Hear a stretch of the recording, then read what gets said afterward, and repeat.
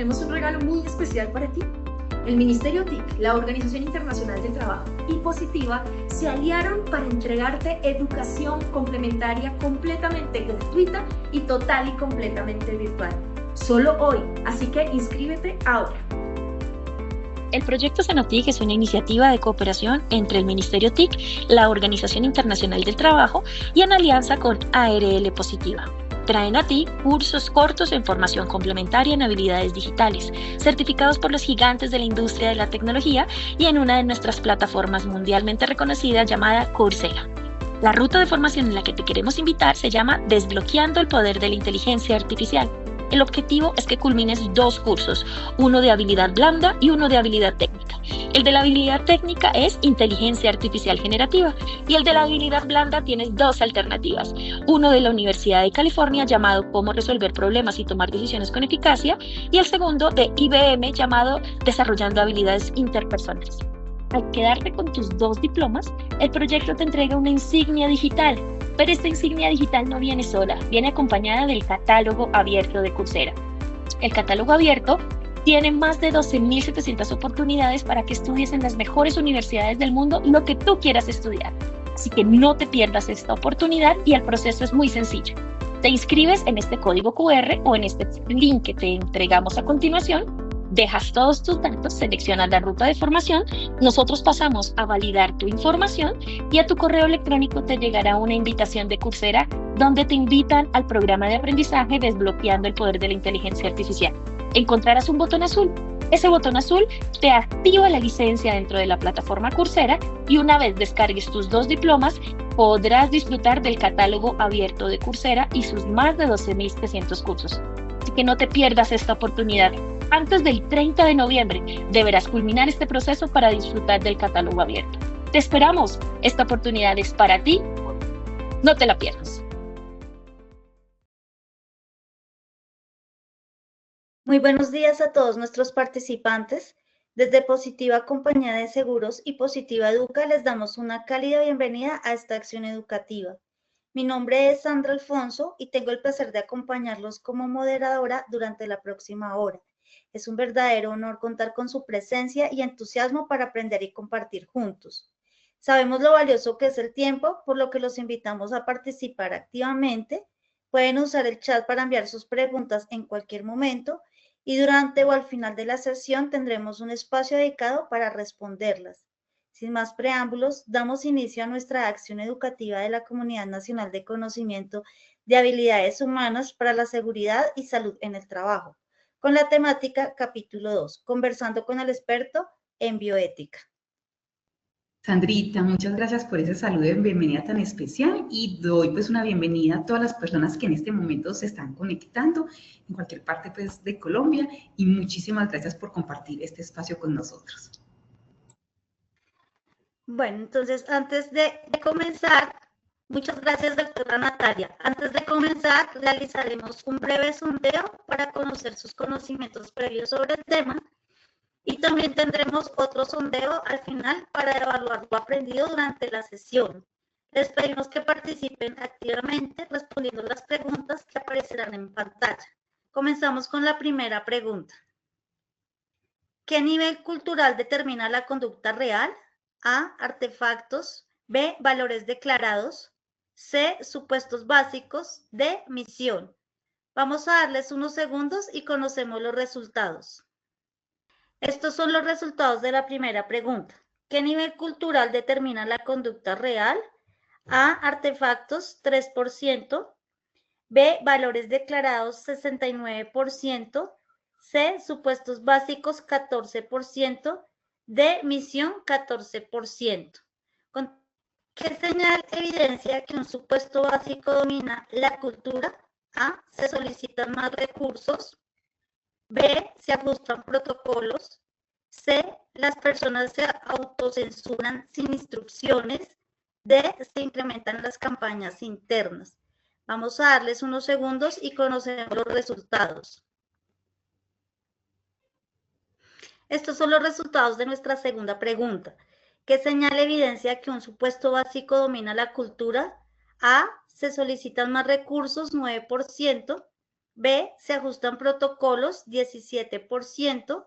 C, las personas se autocensuran sin instrucciones, 57%. D, se incrementan las campañas internas, 17%. Ahora sí continuamos con nuestra tercera y última pregunta. ¿Qué hace un líder desde el desarrollo humano? A, vigila normas. B, potencializa capacidades. C, fortalece las áreas débiles del equipo. D, exige resultados. Vamos a darles unos segundos y conocemos los resultados. Estos son los resultados de la tercera y última pregunta. ¿Qué hace un líder desde el desarrollo humano? A, vigila normas, 0%. B, potencializa capacidades, 38%. C, fortalece las áreas débiles del equipo, 63%. D, exige resultados, 0%. Doctora Natalia, damos paso a su intervención. Bienvenida. Gracias, Sandrita, gracias por esa evaluación inicial. Este sondeo inicial, pues, al final volvemos a realizar después de la exposición, pues, de esta conferencia para que veamos si continuamos con las mismas percepciones o con percepciones diferentes. Bueno, entonces, este capítulo 2 se llama, pues, capítulo 2 porque más o menos hace 15 días habíamos realizado primero una intervención inicial con el profesor Diego Hurtado, que es el que lidera toda esta ruta de conocimiento de habilidades humanas, y esta era como la segunda parte que termina de complementar lo que el profesor Diego Hurtado nos decía hace 15 días. Para iniciar como frase, pues, este conversatorio, debemos tener en cuenta que la ética nos enseña a vivir y a trabajar bien. Y aquí nos reunimos, pues, un grupo de personas del área de seguridad de salud del trabajo, líderes, responsables del sistema, etcétera, que nos interesa efectivamente saber y entender cómo la ética nos puede enseñar desde nuestros lugares de trabajo a trabajar bien y a trabajar felices, ¿cierto?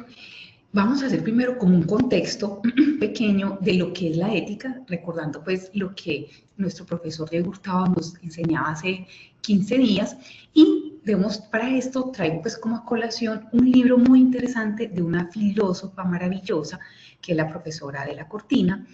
La profesora de la Cortina tiene un libro que se llama Ética Empresarial, y en ese libro ella nos dice que la forja del carácter, para ella la ética es forjar el carácter para poder tomar decisiones prudentes, ¿cierto? Entonces, entendiendo como el carácter, todas esas capacidades que día a día nos enseñan, nos ayudan a que podamos tomar mejores decisiones de acuerdo con la forma de ser de nosotros, con nuestra manera de ser, pensar y hacer, que es única y que debe existir siempre una coherencia. En esa coherencia es donde buscamos forjar ese carácter para tomar decisiones prudentes.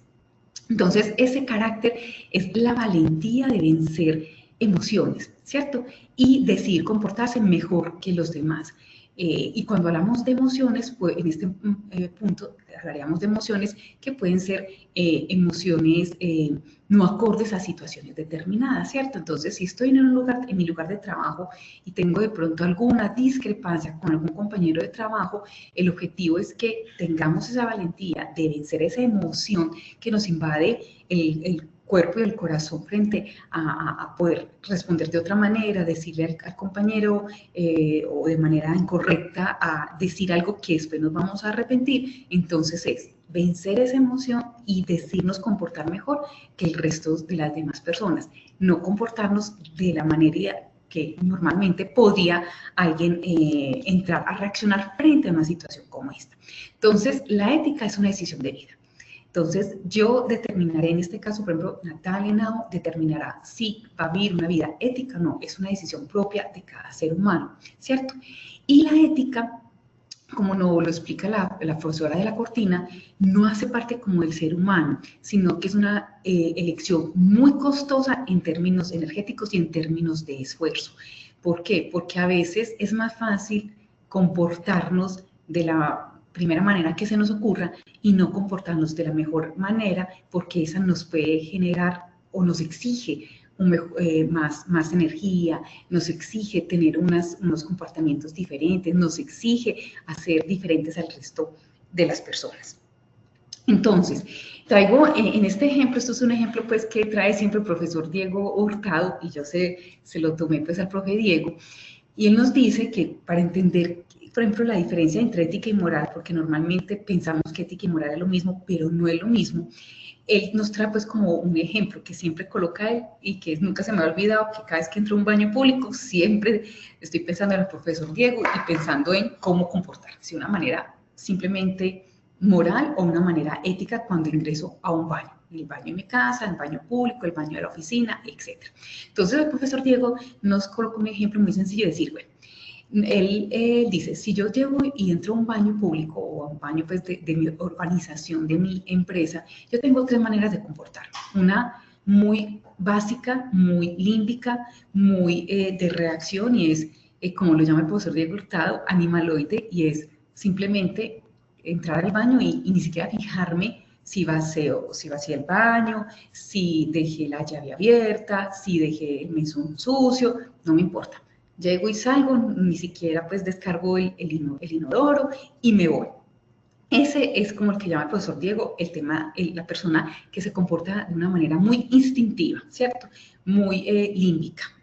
Y después nos dice el profesor Diego, bueno, pero otra manera de comportarnos, ¿cierto? Como es el tema moral. El tema moral es, deje el baño como lo encontró. Entonces, yo entré, lo dejo como lo encontré, entonces descargo el inodoro, me lavo las manos, me seco mis manos y no hago absolutamente, a pesar de que encuentre el baño sucio, lo dejo como estaba, sucio, ¿cierto?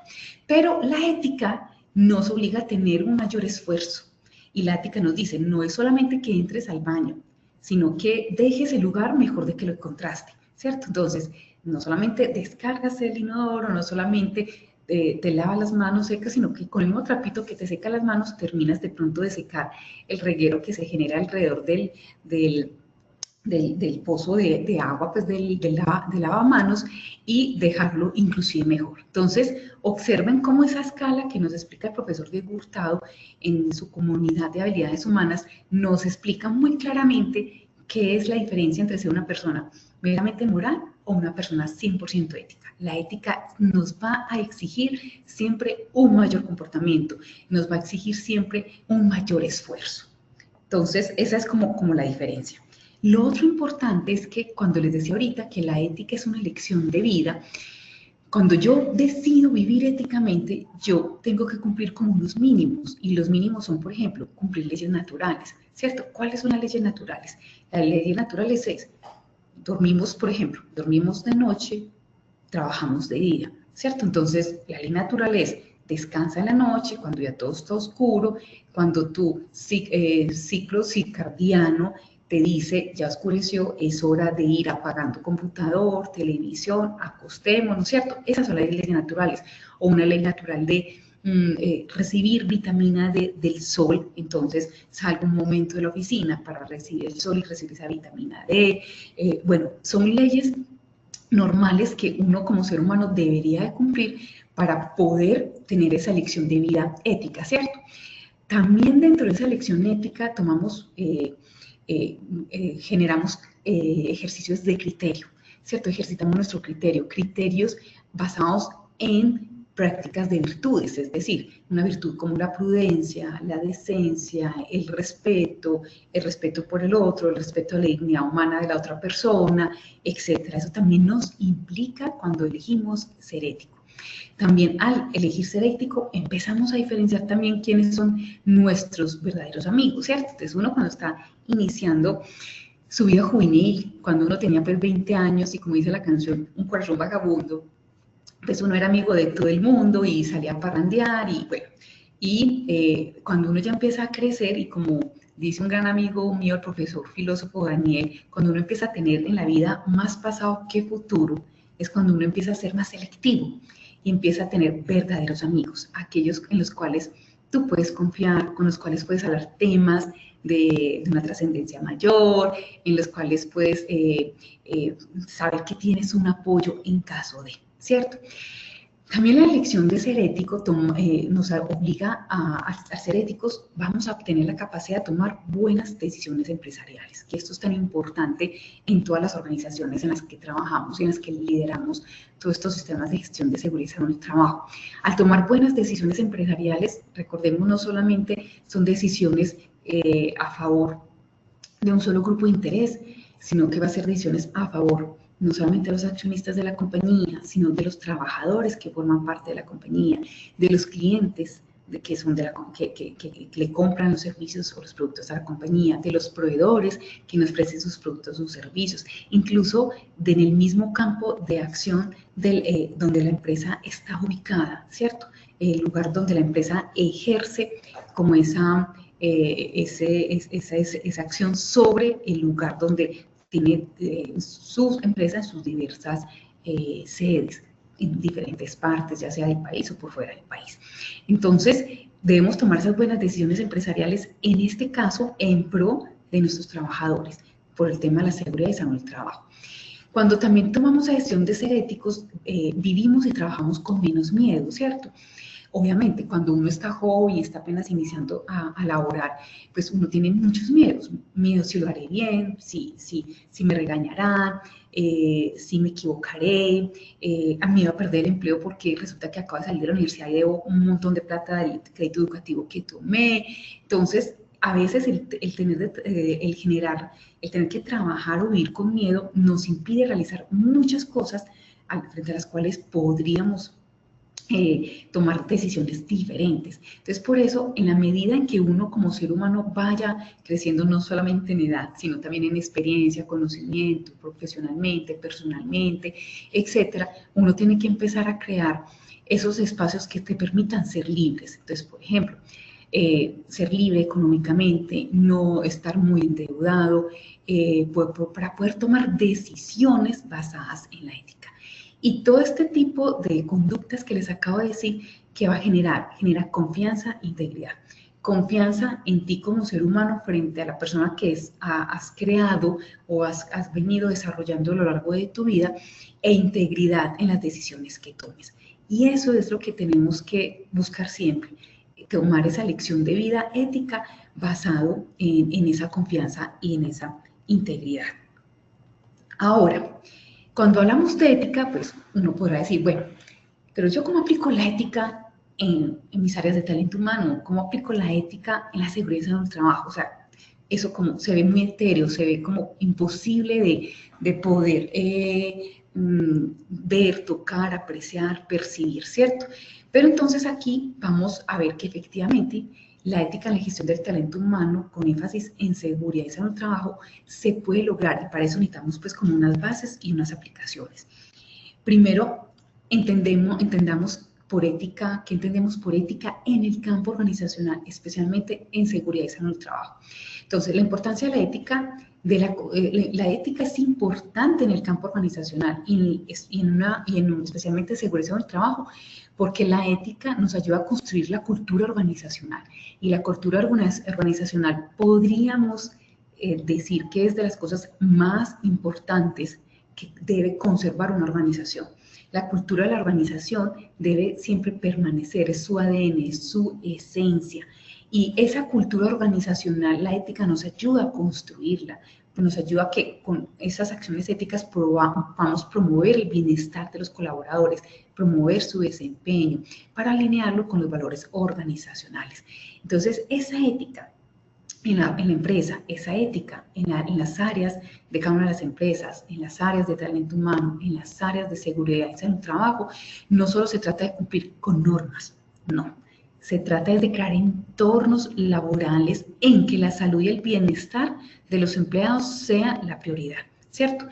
Inclusive, podemos decir que el objetivo es que esa ética nos ayude a que esa cultura organizacional se mantenga en el tiempo y mejore cada vez más.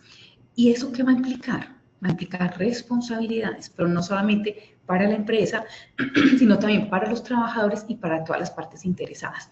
Y nos va a obligar a ¿qué? A anticiparnos a los riesgos, a prevenir incidentes, a cuidar a los trabajadores, más allá de lo que dice la norma. ¿cierto? O sea, porque si es por solo cumplir norma, pues hay muchos sistemas de gestión en papel, pero realmente la norma, el papel no puede con todo. Pero bueno, si la ética nos ayuda a construir la cultura organizacional, la pregunta es, ¿y qué es cultura organizacional? Pues aquí, y retomo el ejemplo del baño que les colocaba ahorita, la cultura no es lo que decimos que somos, sino lo que hacemos cuando nadie nos está mirando. Entonces, cuando tú entras a tu organización y por ejemplo, yo entro a la organización de cada uno de ustedes que están conectados aquí en este foro, y cuando yo ingreso, yo empiezo a tener unas percepciones.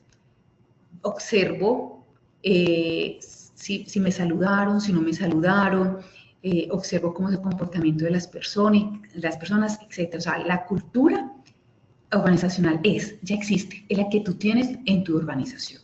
Lo importante aquí es identificar cuál es el tipo de cultura que tú quisieras que existiera en tu organización, ¿cierto?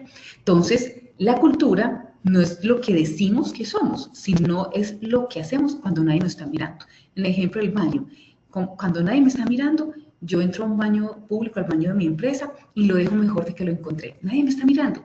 Nadie me va a felicitar, felicitaciones Natalia, dejaste el mejor baño que lo encontraste. No, y no me interesa que nadie lo vea, sino que lo que me interesa es que desde mis principios, mis valores, mi ética, sé que debo dejarlo mejor de que lo encontré y que eso va a generar en mí una gran satisfacción del deber cumplido, ¿cierto? Y para hablar de cultura organizacional, les traigo pues un autor que es el doctor Edgar Schein. Ese profesor Edgar Schein ya pues murió. Él tiene varios libros muy interesantes sobre cultura organizacional, incluso es el escritor favorito de una de las profesoras que amo mucho, que es la doctora Patricia Caney, que es de las mujeres que más saben de cultura organizacional aquí en nuestro país, en Colombia. Y el profesor Edgar Schein nos dice que la cultura en una organización es un conjunto de cosas, un conjunto de creencias compartidas, un conjunto de valores, un conjunto de patrones de conducta, que un grupo ha ido aprendiendo a lo largo del tiempo, mientras enfrenta y resuelva situaciones y se va adaptando, ¿cierto? Y se va integrando a esa organización. Y aquí el profesor Edgar Schein, y esto es un punto súper importante, les traigo esta imagen que también es del profesor Edgar Schein, que comparte mucho la profesora Patricia Caney, y es que para el profesor Edgar Schein, la cultura de tu empresa, de nuestras empresas, se manifiesta en 3 niveles y se manifiesta como un iceberg. Recordemos el iceberg, cuando uno piensa en un iceberg, inmediatamente lo primero que uno piensa es en la película del Titanic. Y uno se imagina pues a Leonardo DiCaprio por allá, en la proa, con los brazos estirados y con su amada, ¿cierto? Sabemos que los iceberg tienen una parte que se ve, que sobresale el mar y se ve, pero hay otra parte que es muy oculta. Entonces el profesor Edgar Schein nos dice que la cultura se manifiesta en 3 niveles que los podemos representar en ese iceberg, y nos dice que existe en la cultura de las empresas algo que se llama artefactos, que es lo visible, lo tangible, lo que tú puedes ver cuando ingresas a una empresa, ¿cierto? Pero que además hay una cultura organizacional que no se ve y que es la parte de abajo de ese iceberg, que son los valores, que son los valores compartidos o invisibles que tienen todas las personas que trabajan en la organización, y al final unos supuestos básicos, inconscientes, dado por supuestos implícitos de ese conjunto de trabajadores de la organización. Pero les voy a colocar ejemplos para que seamos más claros de lo que quiere decir el doctor, profesor Edgar Schein, y veamos, cada uno de ustedes empiecen a analizar dentro de su organización qué artefactos ven ustedes dentro de su cultura organizacional, qué valores declarados observan, qué supuestos básicos subyacentes presentan. Entonces, el profesor Edgar Schein dice que los artefactos son como esos elementos visibles, como el lenguaje. O sea, cuando yo entro a su empresa, entro a sus organizaciones, veo cómo es el lenguaje no solamente verbal, sino corporal de sus trabajadores, qué rituales hacen, cómo se comportan, símbolos, procesos, comportamientos observables, son fáciles de ver, pero difíciles de interpretar, porque apenas los estoy observando. Mientras que los valores adaptados o declarados son los principios ideales y que la organización expone, dicta, crea. Entonces, es cuando la organización saca su misión, su visión, dice que tiene un código de ética, dice cuáles son los valores que componen, que son el soporte de la organización y están escritos y están en cartelera y tú también los puedes ver porque están pegados en cartelera. Mientras que los supuestos básicos subyacentes ya son esas creencias profundas que están en esa parte final del iceberg, que son profundas e inconscientes, que guían el comportamiento real de las personas que hacen parte de tu organización, de tu empresa. Son tan arraigadas que ya no se cuestionan. Por ejemplo, creencias de que el trabajo siempre se ha hecho así. ¿Por qué no lo haces diferente? Porque siempre se ha hecho así. ¿Cuántas veces han escuchado ustedes en sus empresas cuando ustedes preguntan, ¿por qué se está haciendo esto así? Es que siempre se ha hecho así. Esos son comportamientos arraigados, ¿cierto?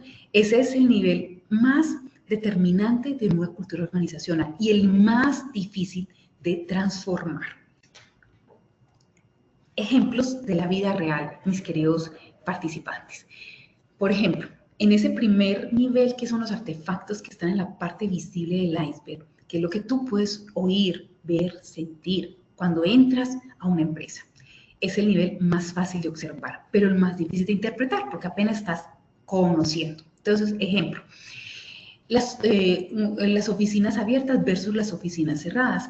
Entonces, si tu empresa dice, nuestra empresa promueve el trabajo colaborativo, pero resulta que todas las oficinas, son cerradas, están aisladas, incluso no son oficinas con de pronto vidrieras, sino con paredes.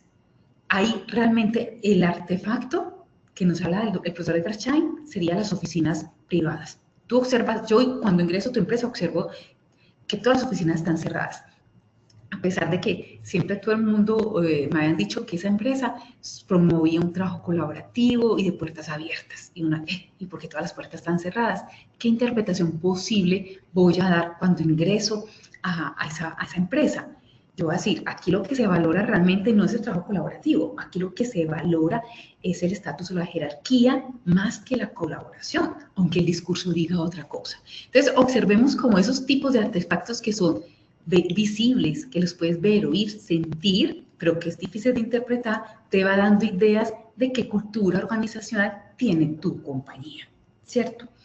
Ahora, el segundo nivel, que es el que está debajo del iceberg, pero no muy al fondo, que son los valores adaptados o declarados, que son los principios y los valores que la organización afirma tener. Y es cuando la organización tiene su cartelera donde dice cuál es su misión, cuál es su visión, cuál es su código de ética, cuáles son sus valores, hace declaraciones públicas. Todos conocemos la misión, la visión, los valores de esa organización, ¿cierto? Aquí, ¿cuál es el reto? El reto es que pueden ser declaraciones sinceras o simplemente aspiraciones, ¿cierto? Entonces, aquí lo importante es, si yo ya lo tengo declarado, mi cartelera lo tengo, es porque debería realmente existir eso en mi organización y no ser simplemente una aspiración al tener. Entonces, por ejemplo, algo que pasa muchísimo en el tema de seguridad del trabajo, que yo sé que ustedes van a identificar con este ejemplo. En una compañía, todas las personas tienen su camiseta corporativa y en la camiseta corporativa atrás dice, la seguridad es lo primero. Y también tienen los cascos y lo tienen en las carteleras. Cuando yo ingreso a una compañía, lo primero que veo son las carteleras que dicen la seguridad es lo primero, en las camisas de los trabajadores, en el casco, ¿cierto? Ese es el eslogan que aparece en su organización, ¿cierto? Pero resulta que los supervisores del área de producción premian la velocidad por encima de la seguridad en las operaciones de riesgo. Digamos que estoy en una planta de producción y el supervisor dice, muévanse, que esto hay que terminarlo rápido. Ahí la pregunta es, ¿la seguridad es un valor declarado, pero sí es un valor real? Si nuestros supervisores, nuestros líderes inmediatos le están diciendo antes a los demás colaboradores o trabajadores, el que termine más rápido se va a ganar media tarde libre o le vamos a dar un bono. ¿Qué está diciendo? O sea, haga el trabajo como sea, sin importar la seguridad. Entonces, observen cómo esos valores que yo declaro y pongo en una cartelera, la seguridad lo primero, lo pongo en todo, pero los comportamientos son diferentes. ¿cierto? Y aquí hay un punto importante de nuestros líderes. Y aquí es donde la cultura organizacional viene muy de la mano del liderazgo. Si no tengo líderes que tengan ese compromiso ético en actuar, en pensar y en hacer éticamente, no voy a poder, aunque tenga esos valores declarados, esa misión muy bonita en la cartelera, no voy a poder generar que se dé realmente en la organización. Y por último están los supuestos básicos, ¿cierto? Que son esas creencias profundas e inconscientes que tenemos todos los seres humanos, todos los tenemos. Son esas convicciones invisibles que las personas ni siquiera discuten porque las dan por sentadas, por obvias, son naturales, así se hacen las cosas. Estos supuestos básicos son tan poderosos que determinan el comportamiento real de tu organización, de cuál es la cultura organizacional. Va más allá de discursos y políticas. ¿Por qué? Porque si yo observo esos supuestos básicos, veo comportamientos donde las personas ni siquiera se preguntan, sino que simplemente se hace así porque se ha hecho así toda la vida. Eso determina el comportamiento real de las personas de tu organización y genera la cultura organizacional que tú actualmente tienes en tu organización. Entonces, ejemplo. En una organización dice, aquí equivocarse es peligroso. Ese es como el rum rum, el chisme de pasillo. Todo el mundo dice, no, aquí equivocarse en esta empresa es peligroso. Nadie lo dice en voz alta, pero todos saben que si se comete un error dentro del proceso de producción, trae consecuencias negativas. O aquellas organizaciones donde nadie lo dice, pero dice, el que reporte un accidente o un incidente va a ver las consecuencias. Lo vamos a castigar. No lo dicen, pero se sabe que se tiene como ese supuesto básico, esa creencia profunda e inconsciente de que equivocarse en esta empresa es peligroso. ¿Y qué ocurre? Entonces, como la gente tiene su subconsciente eso tan metido de que equivocarse es peligroso, cuando se ocurre un accidente o un incidente, se van a quedar callados por temor, por miedo, porque dicen, no, equivocarse es peligroso, equivocarse nos cuesta el puesto. Entonces la gente empieza a ocultar los errores, reporta menos accidentes, menos incidentes, incluso no innovan por miedo, ¿cierto? Entonces aquí el supuesto básico que nos habla el profesor Edgar Chan es el error se castiga, aunque no se diga en voz alta, ¿cierto? Y este supuesto básico que está al final del iceberg escondido allá es el que al final va a determinar qué cultura organizacional tienes tú en tu empresa, la cultura del miedo. ¿Qué cultura tienes? Váyanse preguntando eso, por favor, mis queridos estudiantes. Esos supuestos básicos, los líderes tienen que saber y aprender y reconocerlos. Si los líderes no conocen esos supuestos básicos y pueden pensar que todo está bajo control, que todo está súper bien, puede suceder que la cultura termina arrasando lo bueno que le da a la compañía, generando prácticas que van a ser tóxicas, que van a generar que los líderes tomen decisiones incoherentes o que se den resultados que no queríamos como organización, ¿cierto? Entonces, por eso yo les decía, la cultura organizacional va de la mano del liderazgo, son inseparables y son los líderes los que en nuestra organización nos van a ayudar a tener o no una cultura organizacional adecuada. Pero para poderlo lograr, esos líderes tienen que estar también entrenados, también capacitados, que ellos tienen que tener la capacidad, un sexto sentido, para reconocer esos supuestos básicos, esos que están al final del iceberg escondidísimos, y tomar el tema en sus manos y poder tomar decisiones que ayuden a modificar esa cultura organizacional. Entonces, si los líderes son capaces de reconocer esas creencias profundas, esas creencias inconscientes de su equipo de trabajo y al reconocerlas son capaces de manejarlas adecuadamente, entonces vamos a ver cambios tan importantes como que la estrategia que se implementó en la compañía va a avanzar, porque tenemos a todas las personas alineadas a esa misma meta, a ese mismo objetivo, a ese mismo propósito organizacional. Los equipos van a fluir de una manera natural, ¿cierto? Es que a veces uno cuando entra a una organización, no sé si a ustedes les ha pasado, uno ve que las personas no fluyen de manera natural, sino que simplemente fluyen o simplemente subsisten o simplemente sobreviven. Y eso se siente, o sea, y más las mujeres que tenemos ese sexto sentido y que tenemos esa percepción de las energías y demás, uno observa cuando esos equipos no fluyen. Cuando no fluyen es porque tenemos un tema de cultura organizacional que tenemos que intervenir, que tenemos que organizar. Y cuando los líderes sí reconocen esas creencias profundas y logran cambiarlas para que sus equipos fluyan, aquí la ética se vuelve cotidiana. La ética ya es algo innato en la cultura organizacional de nuestras compañías. Aquí ya todo el mundo fluye de una manera natural. Aquí las personas saludan todos por convicción, con una sonrisa en la cara cuando entra alguien nuevo a la compañía. Yo actualmente tengo el placer de poder trabajar como la gerente jurídica y de desarrollo humano de una gran compañía que se llama Valora Analytic. Y lo primero que dicen los clientes o nuestros proveedores cuando ingresan a nuestras oficinas, cuando ellos abren la puerta y todo el mundo los saluda con una sonrisa en el rostro, es: qué ambiente tan bonito. Aquí se siente un ambiente de confianza, se siente un ambiente de que las personas pueden apoyarse unas a otras, de compañerismo, ¿cierto? ¿Por qué? Porque la ética se vive, se siente cotidiana y se genera a través de rituales, ¿cierto? Entonces, si nuestro ritual y si uno de nuestros valores es el respeto y tratar a todo el mundo por igual, debo crear como líder rituales pequeños que me van a hacer grandes cambios. Un pequeño ritual. Todas las personas que ingresen a las oficinas de Valora Analytic, recordemos, vamos a sonreír, vamos a tener con una sonrisa en el rostro y a levantarnos de nuestro puesto de trabajo y a recibir a todos a nuestra empresa, que la sentimos incluso como algo familiar, ¿cierto? Entonces, en general, esos pequeños rituales que se van creando en el inconsciente de las personas y que lo van realizando de manera natural, de manera fluida. Y ahí es cuando la organización ya llega realmente a donde quiera llegar.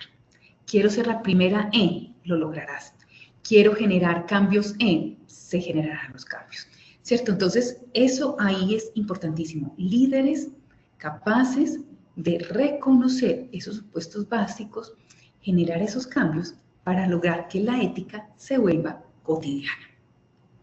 Ahora, podemos resumir esta primera parte, hacer una síntesis en esta primera parte de la cultura organizacional, diciendo que la cultura organizacional es el ADN invisible de una empresa, ¿cierto? Es ese conjunto de creencias profundas, de valores que compartimos en nuestra empresa, de prácticas cotidianas que orientan cómo las personas vamos a pensar, actuar, decidir y a relacionarnos dentro de la organización. No es porque muchas personas, cuando yo trabajo este tema de cultura o hago consultoría en empresas, dicen, es que es estandarizar pensamientos o es meternos incluso en lo subjetivo de los trabajadores. No, no es eso. ¿Por qué? Porque es que aquí el objetivo no es buscar un cambio porque sí, no, es generar conciencia en cada una de las personas que trabajan en la organización para que nos demos cuenta que la cultura de organización de nuestra compañía es una cultura basada en unos valores y que entre esos valores que tenemos es, por ejemplo, el valor del respeto, de la prudencia, ¿cierto? El de comportarnos éticamente. Obviamente hay personas que no van a encajar en esa cultura. Pues hay empresas que me dicen, esta persona no encaja en la cultura, ¿yo qué puedo hacer? Hay varias opciones. Hay una opción que es que la persona misma se va dando cuenta y haciendo conciencia de que ese tipo de cultura no es a la que a ella le gustaría pertenecer. Y me ha tocado muchos casos en que las personas terminan renunciando a la organización porque dicen, no me siento bien en esta cultura no es de mi estilo, y renuncian, ¿cierto? Otras personas que se puede hacer un acompañamiento, una intervención individual, a través del coaching, por ejemplo, y lograr que las personas generen esas preguntas que ellas mismas se den respuestas para generar cambios y darse en cuenta de si están alineadas o no con la cultura organizacional que la empresa quiere tener al interior, ¿cierto? Y hay otras personas que también han ocurrido casos que por más que se intente por uno o por otro lado, no hay cambios reales en la persona. Ya ahí la organización tendrá que tomar decisiones, ¿cierto? Decisiones frente a la persona, después de haber tratado de buscar otras alternativas para llegar a lo que se quería con esta persona, ¿cierto? Entonces, ya en síntesis, mis queridos participantes, ya sabemos pues que siguiendo pues como esta teoría del profesor Edgar Schein, entonces ya sabemos que para el profesor Edgar hay 3 niveles que se expresan en artefactos, que son las cosas visibles, lo que yo puedo ver cuando entro a otra organización, en valores declarados, que es lo que la misión, la visión, los valores que dice la compañía que expone en sus carteleras, que hay que ver si son simplemente reales o es una expectativa. Y por último, esos supuestos básicos que van moldeando el comportamiento y la identidad colectiva de tu organización y es la que tú tienes que enfrentar de inmediato para hacer cambios importantes al interior de tu cultura organizacional. Ahora, nos podemos preguntar, ¿y cómo lograr que la ética se vuelva cotidiana en la cultura organizacional? ¿Cómo lo logramos? Lo vamos a lograr a través del desarrollo humano. ¿Pero qué es desarrollo humano? El desarrollo humano tiene sus orígenes, este término de desarrollo humano tiene sus orígenes en 1990. Nace con el informe del Programa de las Naciones Unidas para el Desarrollo, quienes buscaban determinar diversos niveles de bienestar humano en cada uno de los aspectos de la vida de las personas, ¿cierto? Entonces, de acuerdo con ese Programa de las Naciones Unidas para el Desarrollo,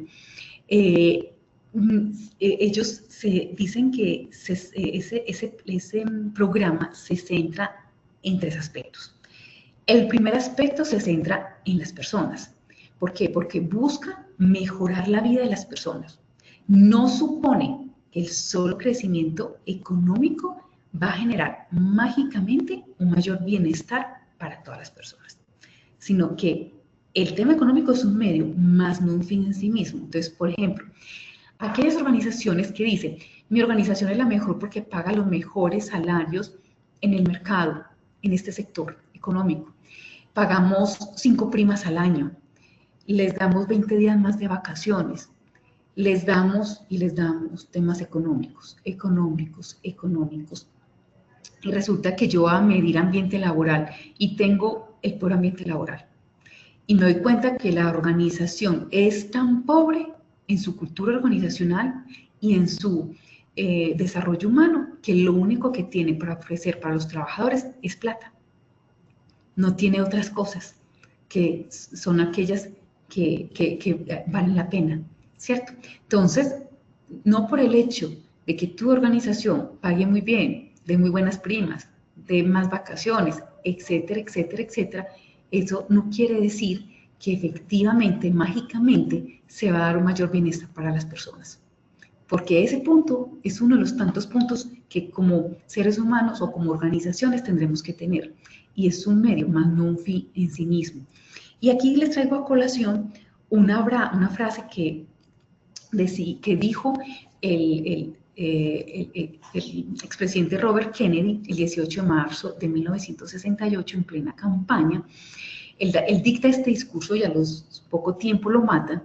Y él nos dice que en ese discurso tan lindo que dice Robert Kennedy, nos dice que el Producto Interno Bruto, no el PIB, que es lo que supuestamente el Producto Interno Bruto lo que mide todo en un país, pero Robert Kennedy nos decía, el Producto Interno Bruto no refleja la salud de nuestros hijos, no refleja la calidad de nuestra educación, ni el grado de diversión de nuestros juegos.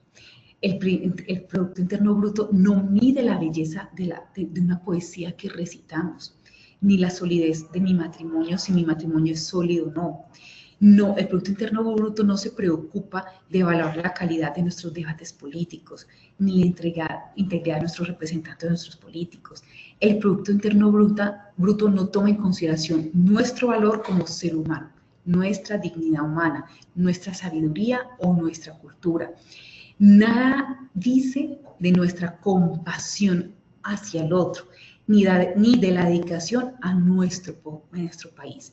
En una palabra, decía Robert Kennedy, el Producto Interno Bruto lo mide todo, excepto lo que hace que valga la pena vivir la vida, y no cualquier vida, la vida que nos merecemos.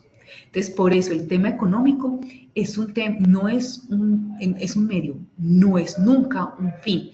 Y si tu organización lo único que tiene para darle a tus empleados es temas económicos, vamos mal. La cultura de tu organización no es la correcta, porque las personas se van a quedar en tu compañía por el dinero, no porque amen a la organización o porque amen el trabajo que hacen en la organización o porque comparten el propósito organizacional. Porque hay un punto muy importantísimo y es que el propósito organizacional tiene que ir alineado, debemos buscar que exista alineación con los propósitos de vida de cada una de las personas que conforman nuestra organización. Y desde las áreas de gestión de talento humano, desde las áreas de seguridad en el trabajo que tienen como objetivo primordial cuidar a los trabajadores, es donde más vemos esto, donde más tenemos que reflejarlo, sentirlo y vivirlo. Además de que el desarrollo humano se centra en las personas, el desarrollo humano organizacional también se centra en las oportunidades. Se trata de dar a las personas más libertad para vivir la vida que valoran, ¿cierto? ¿Esto qué genera? Que desde el punto de vista organizacional significa que debemos acompañar el desarrollo de las habilidades de las personas y darles la oportunidad de usarlas.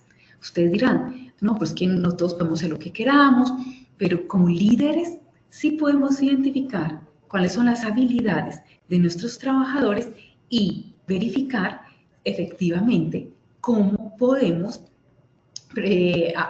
dentro del lugar de trabajo hacer que ellos lo desarrollen, ¿cierto?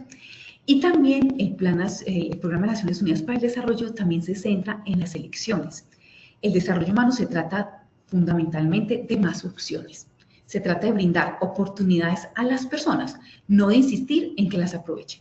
No hay cosa más horrible que le digan a uno, tú trabajas en esta organización donde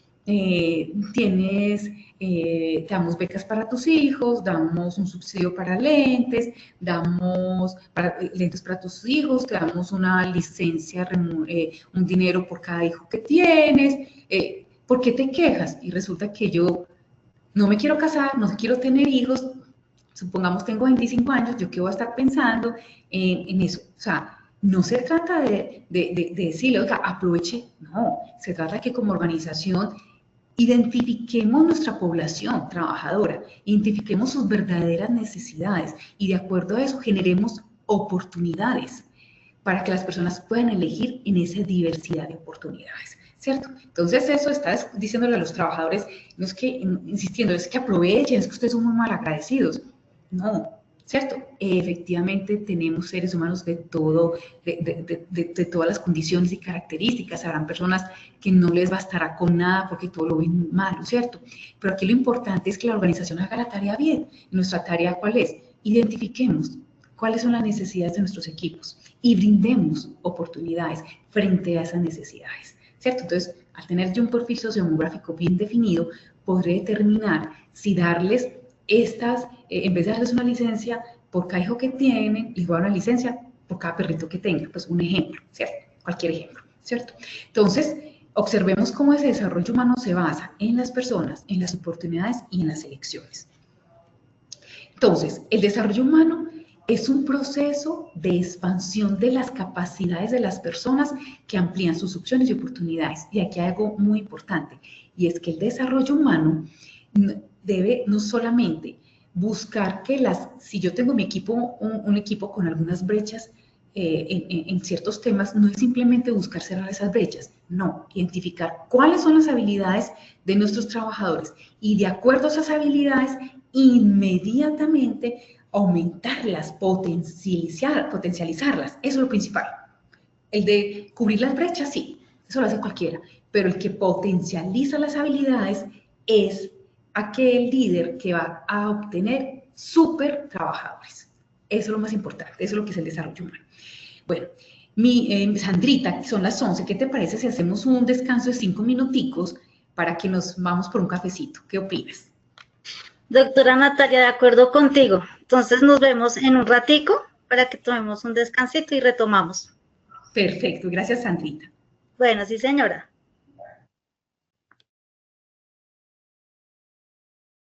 A nuestros participantes los invitamos a ver el siguiente video y apenas termine el video retomamos la temática con la doctora Natalia.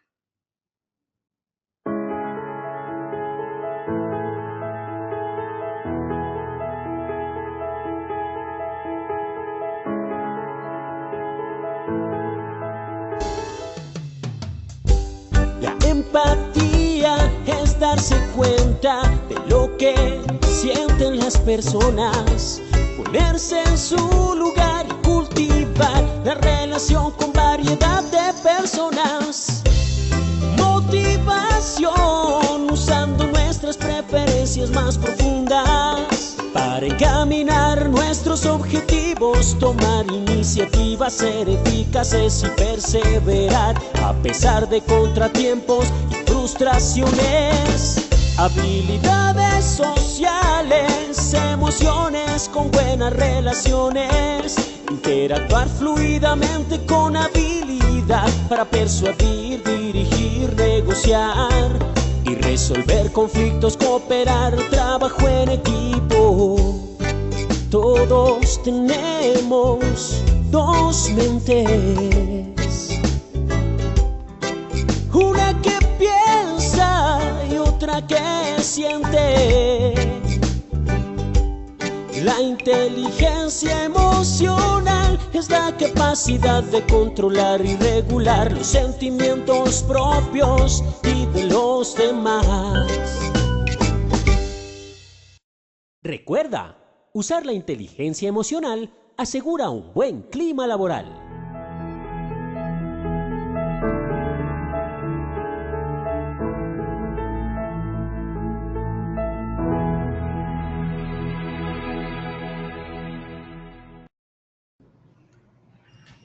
Buenos, mis queridos participantes, cuéntenme, ¿pudieron entonces ir al baño, tomarse un break? Yo sí, al que fui al baño, lo encontré un poco desorganizado, entonces lo organicé un poquito para practicar lo que les comentaba pues ahorita. Bueno, Sandrita, muchas gracias por estos minutos para poder hacer un estiramiento y poder continuar pues con la segunda parte de esta charla. Bueno, mis queridos participantes, entonces, como les venía diciendo, el desarrollo humano es ese proceso en el cual los líderes son capaces de generar esa expansión de las habilidades y capacidades de sus trabajadores. Entonces, no es solamente decirle al trabajador, pues te falta esto, hay que cerrar esta brecha, hay que fortalecerte en este, no. Es identificar como líder cuáles son las habilidades y potencializar esas habilidades. Eso es lo más importante. No trabajar en las brechas, sí, todo el mundo trabaja en las brechas, todo el mundo trabaja en lo que falta, no, pero cómo potencializo lo que ya tiene mi equipo de trabajo para crear, como les decía ahorita, esos súper humanos. Ahora, cuando hablamos de desarrollo humano organizacional, el objetivo de ese desarrollo humano organizacional es conducir la estrategia de gestión humana en torno a la realización personal de los colaboradores. Como les decía ahorita, el objetivo es que ese propósito organizacional logremos que cada trabajador alinee su propósito de vida a ese propósito de la organización. Qué lindo es cuando uno escucha a aquellos trabajadores que le dicen a uno, y me han presentado muchos casos que el trabajador de pronto presenta dificultades extralaborales, tipos de personalidad, bueno, etcétera, y que ellos digan que el trabajo ha sido una fuente para poder mejorar esos aspectos extralaborales o ese lugar donde yo me siento feliz y tranquilo para poder tomar mejores decisiones, porque es feliz trabajando, es feliz yendo a su lugar de trabajo, hablar con sus compañeros, es feliz con lo que hace. Eso es la mayor felicidad que como líderes nos tiene que dar, lo tenemos que lograr. No, las frases más lindas que uno como líder puede escuchar es cuando tu equipo te dice, jefe, líder, ¿qué puedo hacer más por ti porque tú has hecho tanto por nosotros que no sabemos cómo retribuírtelo? Esas son las palabras más lindas porque quiere decir que estás haciendo bien tu tarea. Entonces, ese desarrollo humano organizacional, en conclusión, vamos a trabajarlo, a conducir esa estrategia de la organización liderada por áreas tan importantes como gestión del talento humano, en acompañamiento con seguridad en el trabajo, para buscar la realización personal de nuestros colaboradores. Ahora, ¿pero cómo lograrlo? Entonces, lo logramos a través de varias técnicas que vamos a ver acá y vamos a ver casos de la vida real. Aquí les voy a traer casos tangibles en los cuales ustedes pueden empezar a lograr eso. Entonces, ¿cómo logro yo generar que la ética en mi organización sea algo normal y que empiece a generar esa cultura a través de comportamientos éticos que sean naturales en mi organización, a generar la cultura que nosotros queremos? Pues a través de los líderes de la organización. Son ellos los que están llamados a que potencialicen al más alto nivel las fortalezas de cada una de las personas que tienen a cargo. Y, obviamente, a trabajar las brechas que posean, pero buscando movilizar las voluntades de sus colaboradores, ¿cierto? Entonces, por eso, en una organización, siempre he dicho yo, si en su organización no hay mucho dinero, digamos, para tema de bienestar, tema de gestión humana, pues utilice ese dinero en los líderes. Porque si usted puede alinear ese equipo de líderes, esos líderes van a bajar al resto de la organización lo que se requiere. Entonces, es a través de esos líderes de la organización que son ellos que van a potencializar esas habilidades de cada una de las personas que dependan de ese líder. Y por ahí derecho trabajaremos las brechas. Pero lo más importante aquí es fortalecer las habilidades que ya tienen nuestros trabajadores y ver cómo podemos usarlas para bienestar de ellos y obviamente pues también se va a tener un bienestar la organización. Entonces, aquí los líderes, ¿qué tienen que hacer? Entonces, los líderes, primero, conectar emocionalmente con cada uno de los miembros de su equipo para reforzar la confianza mutua, ¿cierto? Y esto es importantísimo que los líderes tengan como reuniones con cada persona que dependa de ellos, un one-to-one, una reunión uno a uno, donde el líder pueda escucharlo. Porque aquí hay algo muy importante y que nos decía también el profesor Edgar Schein cuando hablamos de él ahorita, y es que el líder tiene que tener la capacidad de hacer preguntas, pero preguntas que efectivamente generen en la persona que depende de ti conciencia, genere inquietudes, genere ganas de hacer cambios reales, ¿cierto? Entonces, el líder tiene que aprender a hacer las preguntas correctas, porque no importa la respuesta, lo más importante son las preguntas. ¿Para qué? Para poder como líder identificar cómo este colaborador mío que hace parte de mi área se expresa, tiene qué tipos de conductas subconscientes presenta o inconscientes y buscar esos cambios. Entonces aquí es la capacidad de hacer las preguntas. Obviamente, pues, preguntas que el objetivo es que el trabajador se las haga y que generen más preguntas para él cada vez ir respondiendo hasta que caiga y traiga pues como una realidad, una conciencia real para él aplicar un cambio real, ¿cierto? Entonces, cuando yo como líder conecto emocionalmente con cada una de las personas, porque esa persona me interesa, conectar emocionalmente es yo preguntarle a mi equipo, ¿cómo estás? Saber qué le importan a las personas, saber que a Perenito le importan mucho sus hijos, preguntarle cómo están tus hijos, cómo está Pedrito, cómo está María. Sé que a este otro trabajo le encanta son los gaticos, preguntarle cómo están tus gatitos, mi Nino, ¿cierto? La otra persona lo que le gusta es la música. ¿Cómo vas con tu aprendizaje de música? O sea, haz que haya un interés real, auténtico, no creado, no un interés impuesto, ¿cierto? Hay líderes que les cuesta hacer eso, que les cuesta conectar con su equipo, que les cuesta ser auténticos al momento de preguntar, ¿cierto? Entonces, obviamente, no van a hacer las preguntas correctas porque creen que se saben las respuestas. Entonces, ¿yo para qué voy a preguntar frente a algo que supuestamente ya tengo la respuesta? ¿Cierto? Entonces, esa conexión emocional va a hacer que usted le demuestre a su equipo que usted cree en ellos y los empodere y los destaque, ¿cierto? Y cuando yo empodero a las personas, empiezo a generar cambios importantes. Empodere, delegue, que me asusto, que yo quiero controlarlo todo como líder, que me miedo que se equivoque. El que no se equivoca es porque no hizo nada en la vida, ¿cierto?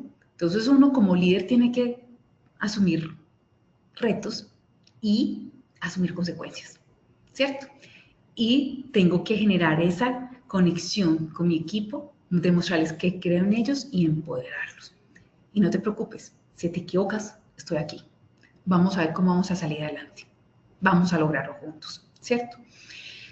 Otra también técnica importante es poner a las personas en el lugar correcto de acuerdo a sus fortalezas. No siempre se podrá realizar, porque mi organización es muy pequeña, por ejemplo, o por X o Y razón, por X o Y otro motivo. Pero el objetivo es que, listo, no puedo colocar a todas las personas en el lugar correcto de acuerdo a las habilidades que tiene la persona. Pero, ¿qué puedo hacer para que en el puesto en que está pueda desarrollar esas habilidades que tanto le gustan? ¿Qué le puedo poner a hacer a esta persona? ¿Cómo la puedo motivar? Incluso no solamente al interior de la organización, sino por fuera, ¿cierto? ¿Cómo puede desarrollarlo también por fuera? ¿Qué otras alternativas, oportunidades podríamos mostrarle a nuestro equipo para que ellos puedan ver, visualizar otras cosas? Otro punto importante aquí, mis queridos líderes, movilizar con el ejemplo a su equipo. Un líder es aquel que está al frente e inicia el conflicto. No es aquel que se queda por fuera del campo de batalla y solo ordena desde la distancia. No. Aquí los invito a ver, aquí en la presentación que se les compartirá pues aquí en Positiva, les puse este link, es un video de YouTube de una película de Kevin Costner, que protagoniza Kevin Costner, que se llama Talentos Ocultos. Ese pedacito de película que les coloco ahí es el reflejo de lo que hace un líder. Esta película habla sobre cuando eran los años 50, 60 en la NASA, y cómo tres mujeres de color, tres mujeres negras llegan a la NASA por su habilidad matemática, por una inteligencia suprema. Pero como ellas, como están pues en ese proceso de que las personas blancas no puedan juntarse con las personas de color negro, etc., entonces tenían baños para blancos, baños para negros, y estas trabajadoras de la NASA les tocaba caminar como 15 minutos para poder llegar al baño donde solamente podían entrar las personas de color y volver a regresar a su puesto de trabajo. Y Kevin Costner le decía, le dijo una vez, ¿tú por qué te pierdes tanto? O sea, ¿te demoras media hora haciendo qué? Y ella, sudando porque le tocaba correr para ir al baño y volverse, decía, es porque me gasto media hora para ir y venir porque aquí solamente existe en esta planta baños para personas blancas, no de color, ¿cierto? Entonces, hay una escena en que Kevin Costner destruye los letreros de los baños que quedaban ahí en la oficina donde estaba esta mujer de color, donde decía únicamente baños para blancos, los destruye y dice, aquí todos somos iguales, aquí no hay baños para blancos, aquí no hay baños para personas de color, todos somos iguales. Esa es una muestra clara, cómo el líder, con el ejemplo, moviliza a su equipo, cómo es el que enfrenta e inicia los cambios. es que es aquel que no se queda dando órdenes desde lejos, diciendo, Kevin Costner puede haber dicho, no, entonces camine media hora. No, qué pena, aquí tomamos acciones y decisiones. Y no me quedo por fuera del campo de batalla, actúo en el campo de batalla, no ordeno desde la distancia. Desde el campo de batalla generamos transformaciones. Y aquí hay una frase muy bonita que en estos días hablaba yo con una persona que quiero y aprecio mucho, y es el tema de que el peligro de las crisis, el verdadero peligro de las crisis es cuando no se generan cambios. Si en este momento tu equipo de trabajo, tú como líder, tu organización está enfrentando una crisis, no se preocupen tanto por la crisis, preocúpense en que esa crisis se genere un cambio. Porque si no genera el cambio, ahí está el peligro, ¿cierto? Entonces, por ejemplo, con los líderes cuando detectan crisis en sus equipos, deben verificar que efectivamente esa crisis va a generar un cambio y no se va a quedar nada más en crisis, porque ese es el peligro, que no se haga nada, que se quede estático, ¿cierto? Entonces, ese punto es bastante importante. Y otro punto muy importante que todo líder debe tener en cuenta es cuidar a las personas. Esa es la mejor estrategia, porque moviliza la variable compromiso. Cuando yo cuido a las personas, le estoy diciendo a la persona, tú me importas, tú me interesas, tú haces parte de este equipo, tú haces parte de esta compañía, nos interesa que estés bien. Y cuando la persona se siente cuidada, querida, amada, se siente que se tiene en cuenta, la persona se va a sentir comprometida. Y al sentirse comprometida, movilizará su voluntad hacia ese propósito organizacional. Obviamente, no podemos ser ilusos. Cuidar a las personas cuidando los resultados de la organización. Nosotros no podemos ser ilusos. Las personas de gestión humana, las personas de seguridad del trabajo, tenemos que hablar en los mismos términos de nuestro gerente financiero, de una junta directiva, hablar con números, con hechos y con datos, para poder decir por qué es importante nuestra área, por qué es importante nuestra área de seguridad del trabajo. Es súper importante, porque es la que cuida a los seres humanos que conforman la organización. Y al cuidarlo, los seres humanos, esa será la mejor estrategia que tenga cualquier organización si ustedes quieren mover voluntades. Ustedes quieren mover voluntades, cuiden a sus colaboradores, cuiden a sus trabajadores y van a poder mover la variable compromiso de ellos. Ellos van a sentir comprometidos con su organización y darán más a su organización y serán felices trabajando en su organización. Ahora, ¿cómo podemos aplicar esa ética en acción? ¿Qué estrategias estrategias éticas que generen impactos reales en seguridad y salud del trabajo? ¿Cierto? Aquí les voy a colocar 5 estrategias que yo he implementado en los lugares donde he trabajado y que he implementado en el lugar actual donde estoy laborando y que me ha generado unas experiencias espectaculares.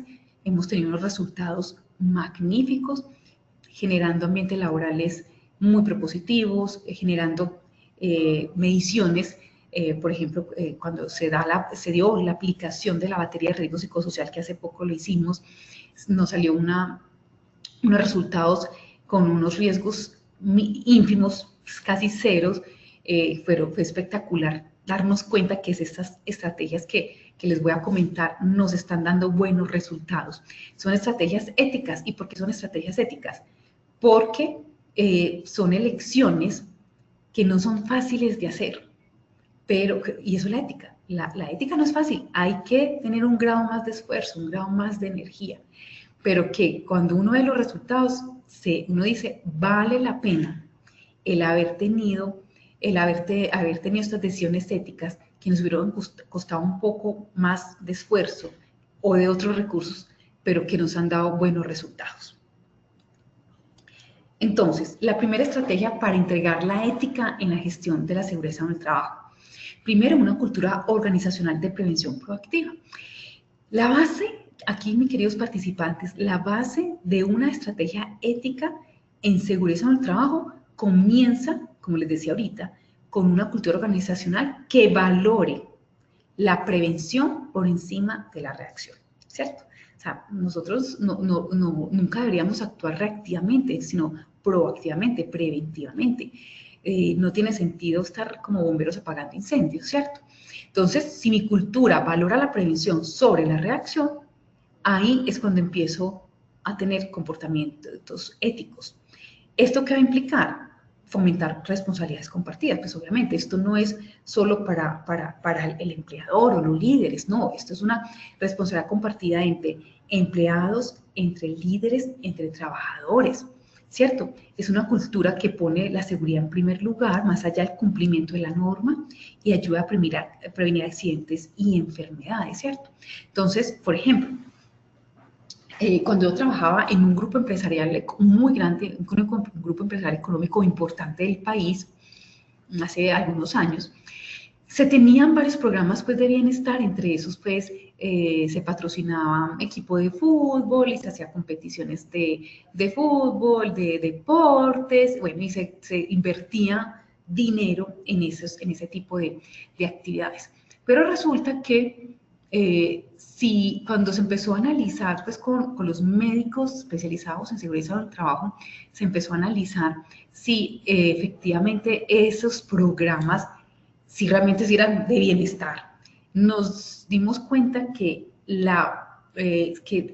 los trabajadores tenían más posibilidades de accidentarse o enfermarse en esos eventos que en el trabajo del día a día. Entonces, claro, es como diría un amigo mío, es que ¿quién dijo que el deporte era salud? O jugar fútbol era salud. Si se dañan, una vez esos deportistas de fútbol se dañan la rodilla, la tibia, el peroné, ¿cierto? Entonces, cuando se empezó a analizar esos programas, nos dimos cuenta que el nivel de accidentalidad era mayor que en el día a día de su trabajo y que los días de incapacidad de estos trabajadores era el promedio mucho mayor al promedio de la organización normal de incidentes o accidentes o enfermedades laborales causadas por el trabajo, ¿cierto? Ocasionadas por el trabajo. Entonces ahí hay varios puntos éticos a tocar. Primero, bueno, y la organización tenía, digamos, sindicato y demás, entonces, que no se pueden tocar esos programas, no.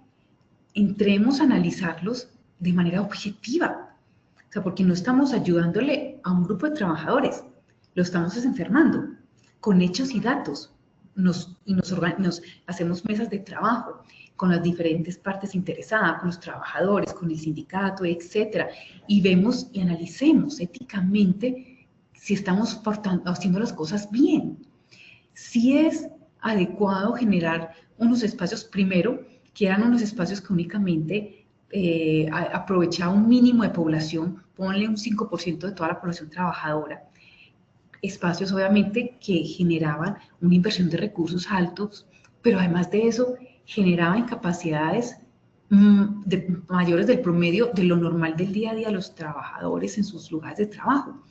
Entonces, ¿qué estábamos generando, cierto?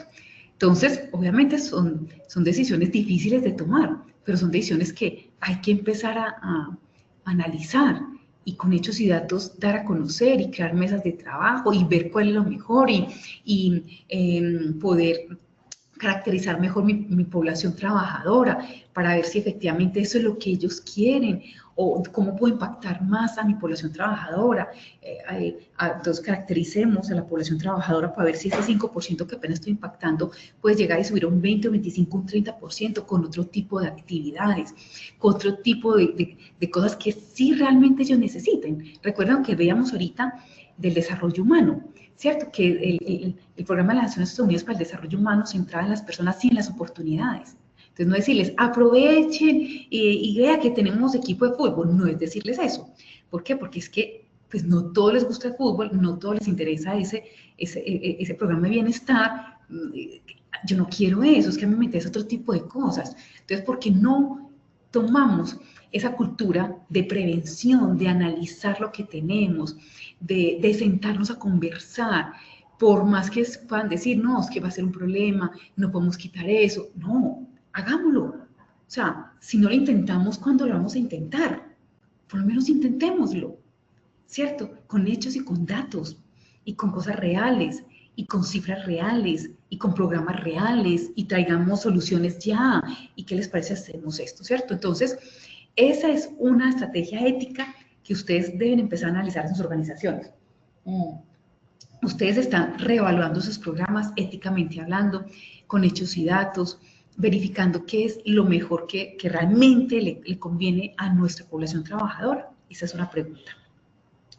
Ahora, la segunda estrategia, toma decisiones éticas ante riesgos laborales. Entonces, en ocasiones, las decisiones que de seguridad en el trabajo tomamos pueden involucrar conflictos entre la rentabilidad de la organización y la seguridad de los empleados. Las empresas éticas toman decisiones que anteponen el bienestar de los trabajadores, aunque esto implique, digamos, unos costos adicionales, ¿cierto?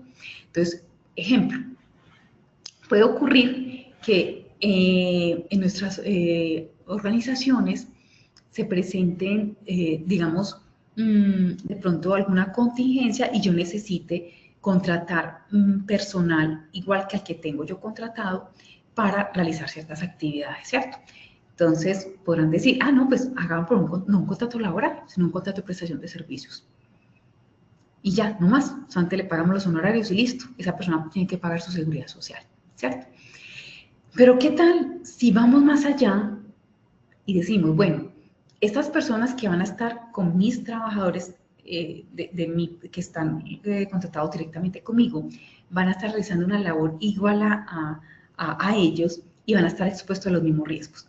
Porque no les doy la posibilidad de poderlos vincular, digamos, por un contrato por hora labor, que es un contrato de trabajo donde la vamos a pagar todas sus prestaciones sociales. Y recuerden que con la reforma laboral de este año, en estos días ya salió la resolución del Ministerio del Trabajo, donde se empieza a regular cómo pagar por horas estos trabajadores que requieren nada más por unas cuantas horas en el mes, ¿cierto? Entonces, claro, tengo la opción de hacerlo a través de un contrato de prestación de servicios o incluso puedo aplicarlo a través de empresas de servicios temporales que también los van a contratar pues de manera con contrato de trabajo a término por hora o labor, pero es ir más allá y no solamente pensar en nuestros trabajadores que están directamente contratados con nuestra organización, sino en aquellos que van a llegar a prestar algún servicio a nuestra organización y que van a estar en igual de riesgos o situaciones de riesgo que mis trabajadores vinculados, ¿cierto? Entonces, implementemos medidas que vayan más allá de un requisito legal, ¿cierto? Que eso puede representar un costo adicional o esfuerzo organizacional, sí, pero cuando uno cuantifica ese costo adicional o ese esfuerzo organizacional, es un esfuerzo mínimo frente al gran beneficio que vas a generar, ¿cierto? No solamente vas a tener una persona con toda la seguridad social paga, con su ARL al día, que va a tener pues todo el sistema de seguridad social integral a responder en caso de que le ocurra algo, sino que vas a tener una persona que se va a sentir cuidada y que va a generar compromiso y que va a generar, como les decía yo ahorita, generar que se muevan voluntades, ¿cierto? Entonces, esas decisiones éticas lo fácil es decir simplemente ya se le paga por prestación de servicio y ya. Lo ético es llevar ese raciocinio a un nivel superior, en bienestar de unos terceros, ¿cierto? Esa es la segunda estrategia para integrar la ética en la gestión de seguridad en el trabajo, con ese ejemplo pues como de la vida real. Ahora, la tercera estrategia para integrar la ética es todo el tema de transparencia y responsabilidad organizacional en la gestión de los riesgos. Aquellas organizaciones que son éticas tienen que ser transparentes respecto a los riesgos que enfrentan sus empleados, aunque se tomen medidas poco populares, ¿cierto? Entonces, aquellos líderes que no les gusta tomar decisiones impopulares, pues qué pena decirles, pero ser líder implica no solamente estar en las buenas con el equipo, sino también en situaciones que no son tan buenas. Un líder debe tomar tanto decisiones populares como impopulares, ¿cierto? Esa es la realidad de un líder. Un líder no es solo para estar sonriendo, apoyando. No, un líder también está para tomar a veces decisiones que, aunque su equipo no las comprenda en el momento, después van a agradecerlo, Ejemplo, todos sabemos que, de acuerdo a la legislación laboral en nuestro país, se permite pago de vacaciones en dinero. Entonces la norma nos dice, usted lee en el Código Sustantivo del Trabajo, en el cual dice, el Código Laboral dice, se permite pagar vacaciones en dinero hasta la mitad de las vacaciones, siempre y cuando el trabajador saque por lo menos 6 días en tiempo consecutivos. Y el trabajador lo solicitará a su empleador y el empleador determinará si lo acepta o no lo acepta, ¿cierto? Ahí, ¿qué puede suceder? Una organización, por ejemplo, que sea de producción, le conviene pagar todas las vacaciones en dinero para no parar producción, ¿cierto?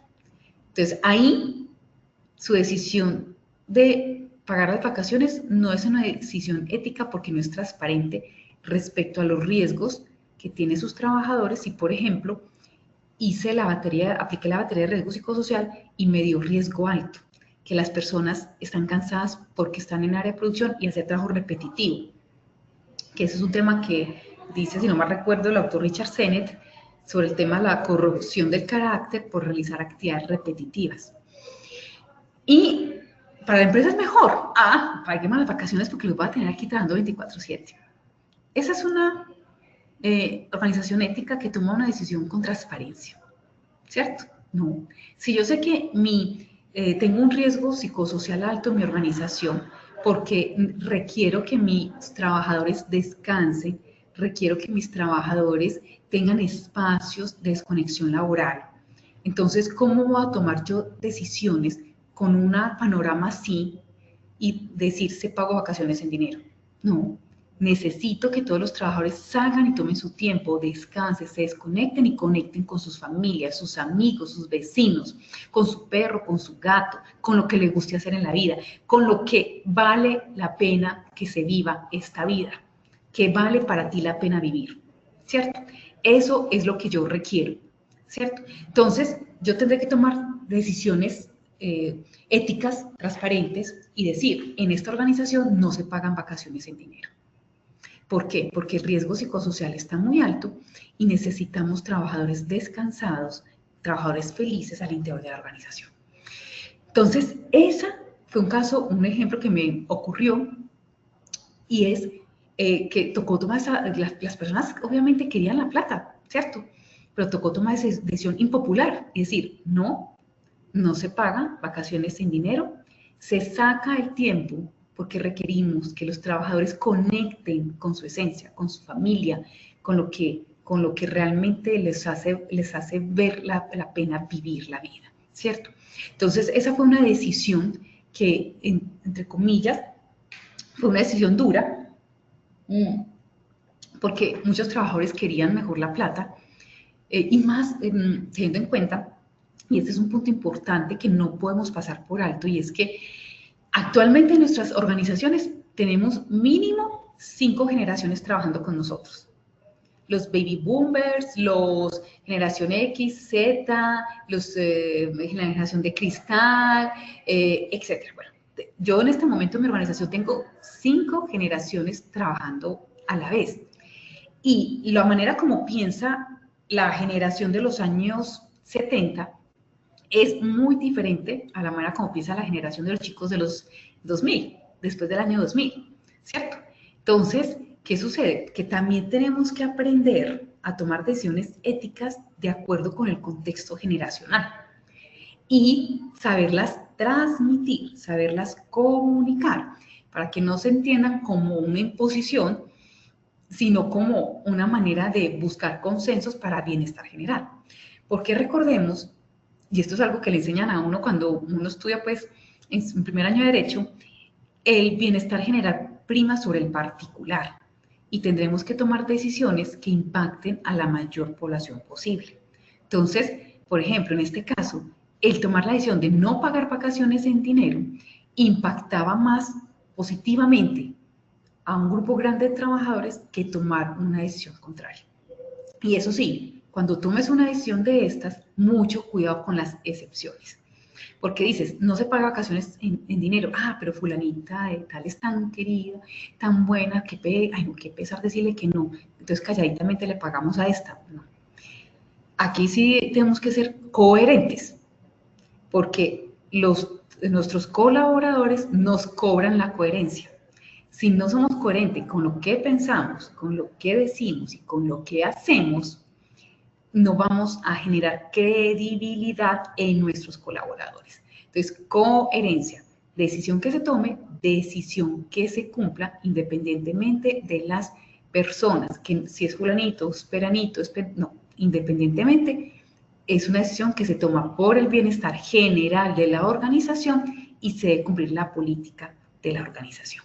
Entonces, esa es una estrategia de cómo la ética entra en toma de decisiones transparentes y responsables. Porque lo fácil es pagar vacaciones en dinero sin fijarnos y hacer un esfuerzo mayor con unos temas éticos importantes que me den fundamento para tomar las mejores decisiones. Ahora, otra estrategia que los invito, mis queridos participantes, a este evento y que espero pues que se puedan hacerlo, puedan practicarlo, es integrar la formación ética en seguridad del trabajo. O sea, por ejemplo, esta clase que estamos viendo el día de hoy, intégrenla a sus planes de formación, intégrenla a sus planes anuales de capacitación que por ley tenemos que cumplir en los sistemas de gestión de seguridad del trabajo. ¿Por qué? Porque la ética no debe ser un concepto abstracto. La gente no debe pensar que la ética nada más es para los filósofos del siglo I a.C., que era para Sócrates, Platón o Aristóteles, y que eso es intangible e incomprensible. Es comprensible. La ética es sencilla de entender, pero nuestra responsabilidad como líderes es transmitirla y convertirla en una manera muy sencilla de que las personas la entiendan, la aborden, la interioricen y la apliquen. No podemos pasarla como un concepto abstracto, sino algo que se logre implementar a nivel práctico en cada proceso, incluido el entrenamiento de los trabajadores, el entrenamiento de los líderes, o sea, incluir este tema de formación en temas éticos, ¿cierto? Que lo logramos a través también de la creación de esos rituales que les hablaba pues al comienzo de esta clase. Entonces, importante, integrar temas de ética laboral y de seguridad y salud en el trabajo en las capacitaciones periódicas de sus trabajadores, generar talleres de sensibilización sobre el derecho que tenemos todo ser humano al bienestar y la seguridad en nuestros lugares de trabajo. Recordemos que la OIT determinó como un derecho fundamental a nivel humano, o sea, para toda la humanidad, el que tenemos el derecho a tener ambientes de trabajo seguros y saludables. Ya es un derecho fundamental que trajo la OIT, creo, si no estoy mal, en el año 2022. Entonces, ese es importante, generar esas integraciones de temas éticos en las capacitaciones que se les da a nuestros colaboradores y hacerlos de una manera didáctica, entendible, fácil de comprender, generando actividades como rituales que les decía al inicio, el ritual del saludo, el ritual de respeto, el ritual de aseo en mis lugares de trabajo, de empezar bien el día, de hacer una pausa, ¿cierto? Hay muchos rituales que se pueden ir implementando y eso es lo que genera la cultura organizacional. Entonces, la ética, convertirla en rituales que nos ayuden a tener la cultura organizacional que nosotros deseemos tener, ¿cierto? Entonces, para que lo tengan muy, pero muy en cuenta, esta estrategia dentro de sus organizaciones. Otra estrategia importantísima, una estrategia para integrar la ética en la gestión humana, en la gestión de la seguridad del trabajo, es evaluar siempre evaluación y mejora continuas de las políticas que tengamos sobre gestión humana, sobre seguridad del trabajo. Y cuando evaluemos esas políticas, hagámoslo con un enfoque ético, hagámoslo con un esfuerzo mayor, no simplemente por cumplir la norma, eso lo hace cualquiera, ¿cierto? Es un enfoque con un esfuerzo mayor. ¿Por qué? Porque las estrategias éticas requieren que las políticas de seguridad y salud en el trabajo sean revisadas y ajustadas en forma constante. ¿Por qué? Porque no es lo mismo, por ejemplo, yo sacar políticas de bienestar ahora, que dentro de 15 años, cuando ya cambia la composición de mis 5 generaciones que tengo trabajando actualmente, ¿cierto? Entonces, yo tengo que ser muy proactivo y tener el cuidado de evaluar y mejorar continuamente esas políticas con ese enfoque ético, sabiendo qué más puedo aportar para generar mayor bienestar a mis colaboradores. Entonces, no se trata solo de reaccionar frente a un accidente, una enfermedad laboral, sino que se trata de mantener un ciclo constante de evaluación para identificar áreas de mejora. Entonces, por ejemplo, una de las cosas que nosotros hemos realizado es que hemos venido muy juiciosos haciendo una caracterización de la población trabajadora de manera muy constante y también identificación de riesgos psicosociales intra y extralaborales, ¿cierto? Y hay algo que por lo menos en nuestra organización hemos identificado, ya ustedes tendrán que hacer la identificación propia en cada una de sus organizaciones, pero hemos identificado, no sé si a ustedes les pasa lo mismo, y es que en las generaciones actuales hay un tema de bienestar financiero importante. Normalmente en las generaciones actuales son generaciones que, entre comillas, han tenido mayores recursos de toda índole, no solamente pues económicos, para poder desarrollarse, para poder vivir la vida que desean, ¿cierto? Entonces, si nos comparamos con nuestros abuelos, pues nuestros abuelos salieron del campo, a duras penas pudieron cursar una primaria, ¿cierto? Nuestros padres también tuvieron dificultades, pudieron cursar una primaria, un bachillerato y de pronto una profesionalización, un pregrado, trabajando y estudiando a la vez con mucho esfuerzo, pero ya la mayoría, por ejemplo, de los padres actuales o de finales de los 90, son padres profesionales con mayores capacidades adquisitivas y obviamente esperaría uno también con mayores capacidades pues, de educar pues, a sus hijos o con mayores herramientas para trabajar con ellos, pero resulta que son la generación que de pronto más recursos han tenido, pero no han tenido las herramientas adecuadas para gestionar mejor esos recursos. Entonces, nos hemos identificado que hay un tema importantísimo de bienestar financiero que hay que implementar con ellos. No manejan bien el tema de las finanzas, tienen finanzas muy emocionales, toman decisiones financieras emocionales. Si los amigos dicen, vámonos a ver a auroras boreales en el Polo Norte, entonces sí, pero sí, ese sí que conlleva. Ese se conlleva es que estás trabajando, necesitas por lo menos 2 meses de vacaciones, necesitas tantos millones de pesos, recuerda que estás planificando, digamos, una familia futuro con tu novio o tu novia. Entonces, hemos identificado que toman muchas decisiones financieras de manera emocional, de manera al instante, como diríamos nosotros, pues como emociones, toman decisiones viscerales y no emociones financieras más razonables, más acordes con su realidad o con sus necesidades. Entonces, por ejemplo, hemos hecho esa evaluación y mejora continua de toda la matriz de riesgo y las políticas que tenemos y implementamos un programa de bienestar financiero, ¿cierto? Luego que identificamos esto, incluso nos ocurrió pues como un incidente con un trabajo frente a este tema y obviamente muchas empresas dicen, es que al final las empresas terminamos siendo pues como los papás de los trabajadores, ¿cierto? Porque es que nos toca dar mucho.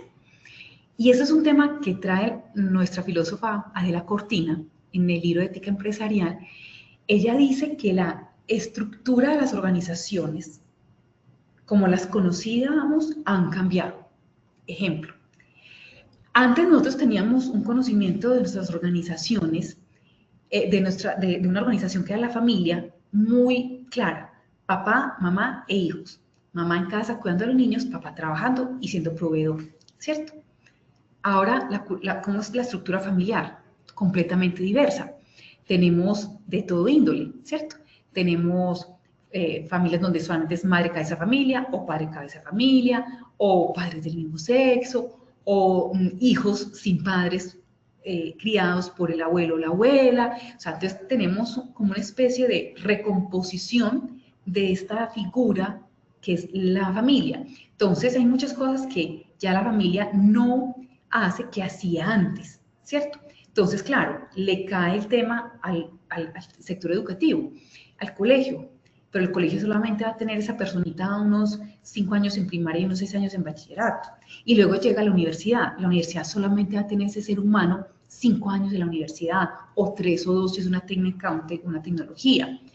¿Quién es el que al final se queda con ese ser humano más tiempo conviviendo? Las empresas.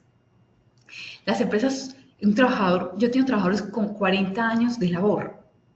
Las empresas es el lugar donde los trabajadores van a pasar más tiempo de su vida que en su familia, que en el colegio, que en la universidad, que en los amigos, que en la iglesia, que en lo que le guste hacer, ¿cierto? Entonces, Adela Cortina, en ese libro de ética empresarial, que se lo recomiendo mucho, dice que se ha generado que la empresa sea el centro de esta nueva reorganización de estructuras sociales.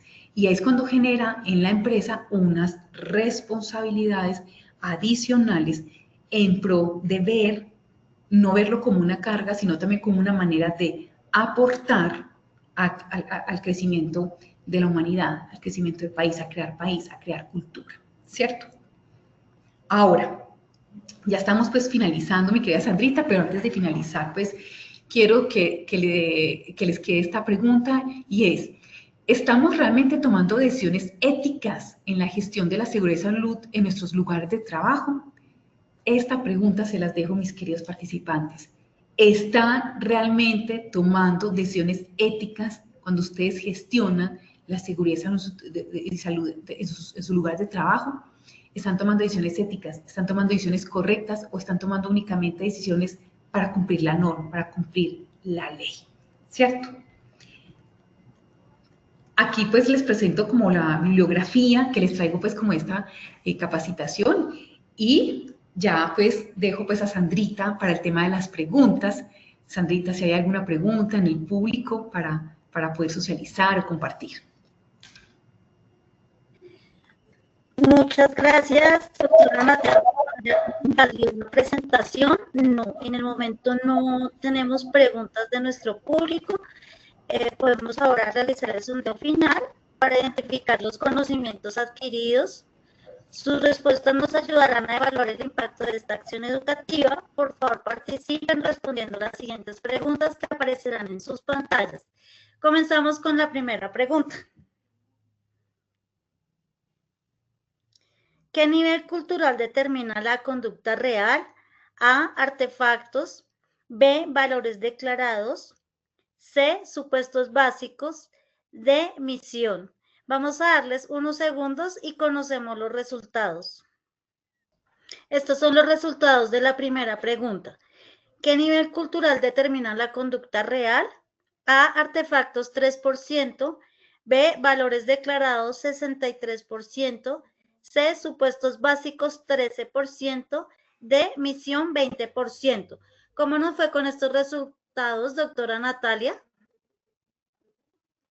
Mi querida Sandrita, cuando hablábamos del tema de Edgar Schein y los 3 niveles que ellos medían la cultura, Edgar Schein nos decía que el que al final determina la cultura real de nuestra organización son los supuestos básicos, lo que está al final de ese iceberg, porque ahí están donde esas conductas inconscientes que van generando mella y que van generando que se determine cuál es la cultura real de nuestra organización. Entonces, la respuesta correcta es supuestos básicos.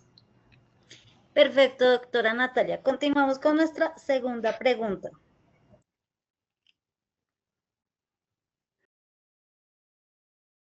¿Qué señal evidencia que un supuesto básico domina la cultura? A, se solicitan más recursos. B, se ajustan protocolos. C, las personas se autocensuran sin instrucciones. D, se incrementan las campañas internas. Vamos a darles unos segundos y conocemos los resultados. Estos son los resultados de la segunda pregunta. ¿Qué señal evidencia que un supuesto básico domina la cultura? A. Se solicitan más recursos, 4%. B. Se ajustan protocolos, 11%. C. Las personas se autocensuran sin instrucciones, 54%. D. Se incrementan las campañas internas, 32%. ¿Cómo nos fue con estos resultados, doctora Natalia? Mi Sandrita, nos fue muy bien. Efectivamente, la respuesta correcta es las personas se autocensuran sin instrucciones y es porque efectivamente el ejemplo que les colocaba, cuando hay ese supuesto básico de que pues aquí nadie dice nada, pero si nos equivocamos va a haber consecuencias. Entonces, efectivamente, cuando hay esa autocensura por parte de los trabajadores, eso es porque definitivamente es una evidencia de que ese supuesto básico está dominando la cultura de nuestra organización. Perfecto, doctora Natalia. Continuamos con nuestra tercera y última pregunta. ¿Qué hace un líder desde el desarrollo humano? A. Vigila normas. B. Potencializa capacidades.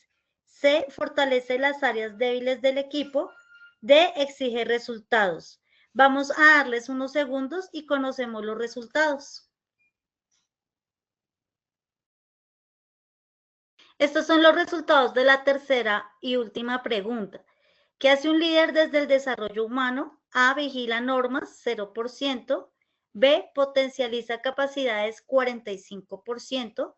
C. Fortalece las áreas débiles del equipo, 55%. D. Exige resultados, 0%. ¿Cómo nos fue con estos resultados, doctora Natalia?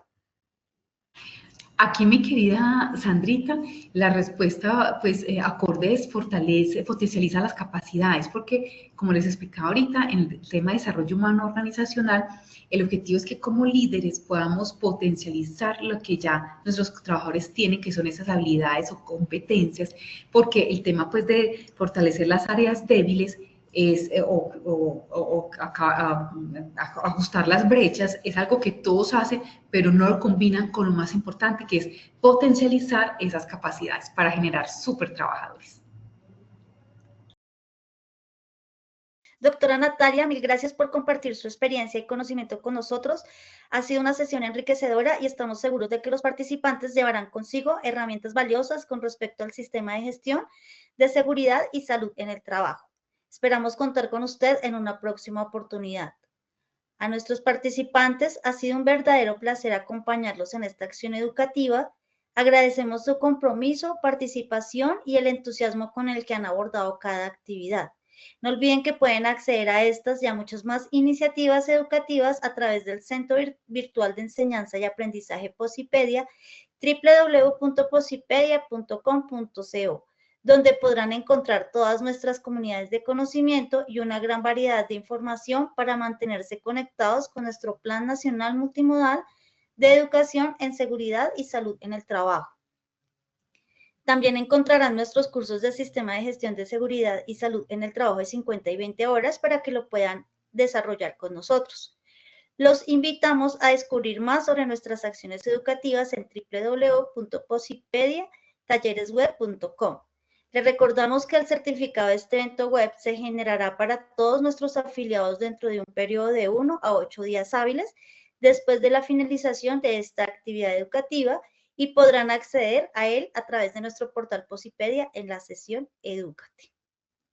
En Positiva queremos que estés siempre al día con lo mejor en prevención, seguridad y salud en el trabajo. Por eso los invitamos a unirse a nuestro canal oficial de WhatsApp, donde encontrarán campañas, novedades y tips que te ayudarán a cuidar lo más importante, el bienestar y el de su equipo. Es muy fácil, solo escanea el código en pantalla y da clic en el enlace publicado en el chat y únete ahora. Llega la misión naranja en Córdoba. Estaremos en el municipio de Sahagún para que participen en el Seminario Técnico en Seguridad y Salud en el Trabajo Sahagún. Misión naranja, cultura que cuida, de 8 de la mañana a 1 de la tarde, el día 26 de noviembre. Pueden inscribirse escaneando el código QR que aparecerá en pantalla o visitando nuestro portal www.posipediatalleresweb.com. No dejen pasar esta gran oportunidad. Los dejamos con el siguiente video. Que tengan un día maravilloso.